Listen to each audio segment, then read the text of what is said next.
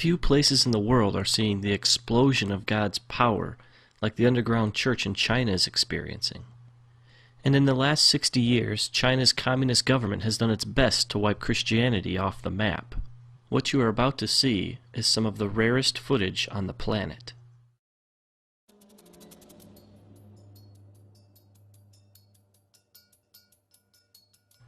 In this church, the people wake up at 4:30 to come together for 2 hours to pray and worship.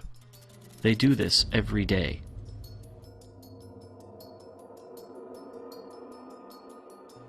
This church meets in the only place they are safe, a cave.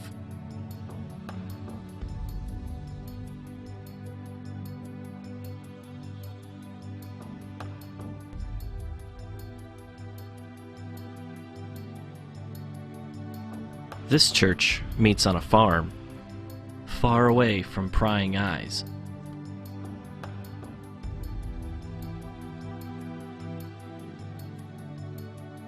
Here's an example of an underground church outreach.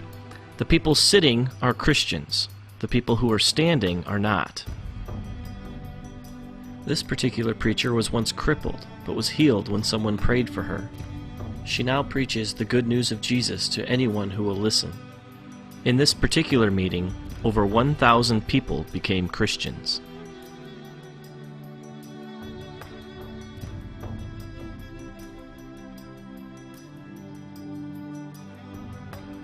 Here, Christians cast out demons from an 18-year-old girl. She's now a preacher. In Shanghai alone, there are over 3,000 house churches, just like this one. One thing Dennis pointed out to me was that most of the underground churches in China are actually led by young people. These kids have all come out of the communist system, and they want nothing to do with it.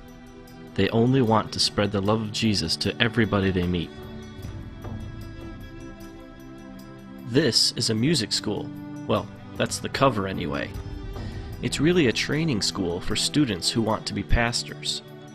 The government thinks they're simply learning to play instruments.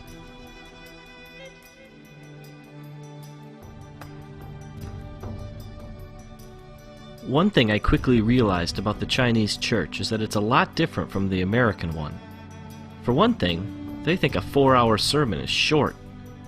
In this church service, it's 120 degrees inside the building. The people meet for 12 hours straight.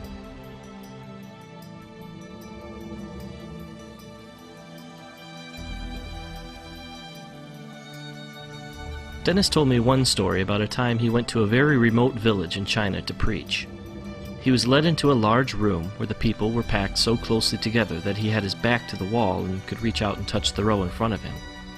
Everyone stood. There was no room to sit. He asked how long he should preach for, and they told him from 8:30 to 7 at night. Then they asked him if it wasn't too much trouble, could you come back tomorrow and preach from 8:30 to 7 again? And then, very sheepishly, they asked again, if you'd be so kind, could you come back the day after that and preach from 8:30 to 7? He asked how often he should take breaks, and they told him not to stop. The people will wait. Then he asked them what he should preach on. Everything, they replied, from Genesis to Revelation. And then it dawned on him, these people had no Bibles.